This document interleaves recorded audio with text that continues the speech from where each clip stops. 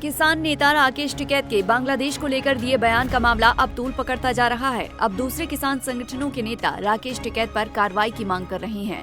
दरअसल किसान दिवस के मौके पर राकेश टिकैत के खिलाफ भारतीय किसान यूनियन अटल के प्रदेश अध्यक्ष अमित चौधरी ने प्रशासन को ज्ञापन सौंपा और सख्त कार्रवाई की मांग की।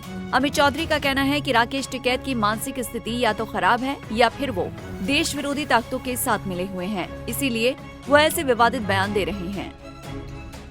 हमारे भारतीय किसान यूनियन के प्रवक्ता, राष्ट्रीय प्रवक्ता राकेश टिकैत जी द्वारा जो बयान बांग्लादेश पर दिया गया है, बांग्लादेश जैसी हालात पर दिया गया है, भारत में ऐसा होना, मुझे ऐसा लगता है कि उनकी यूनियन के राष्ट्रीय अध्यक्ष जी को उनके या तो मानसिक संतुलन का इलाज कराएं वो, या उनके ऊपर वो स्वयं उचित कार्रवाई करवाएं। आज हमने यहाँ एडीएम साहब को ज्ञापन देकर ये कहा है कि यदि इस पर उचित कार्रवाई नहीं होगी तो हमारे कार्यकर्ता प्रत्येक जनपद में, प्रत्येक जिले में हमारे जिलाध्यक्ष अपनी टीम के साथ ज्ञापन देंगे, घेराव करेंगे और उसके बाद अगर फिर भी कार्रवाई नहीं होती है तो हम लखनऊ का घेराव।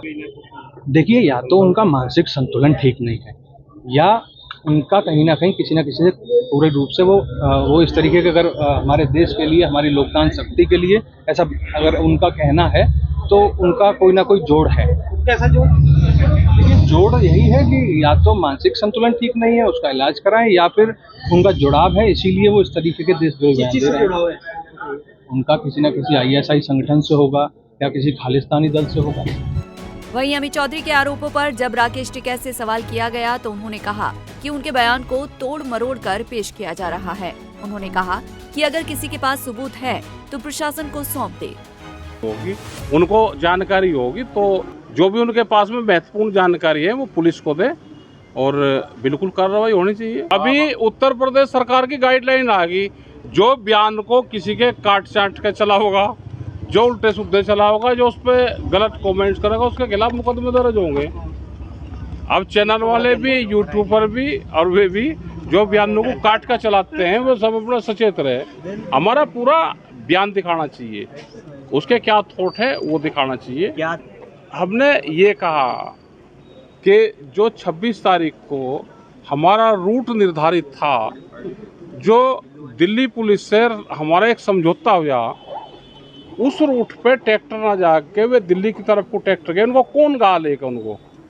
और जो 24 नंबर हाईवे थे उस पर बैरिकेडिंग थे। तो इस पूरे केस की 25 तारीख से 28 जनवरी 2021 की जांच होनी चाहिए। इतना ही नहीं, राकेश टिकैत ने ये भी कहा कि सरकार और प्रशासन किसी तरह किसान संगठनों के बीच फूट डालने की कोशिश कर रहा है।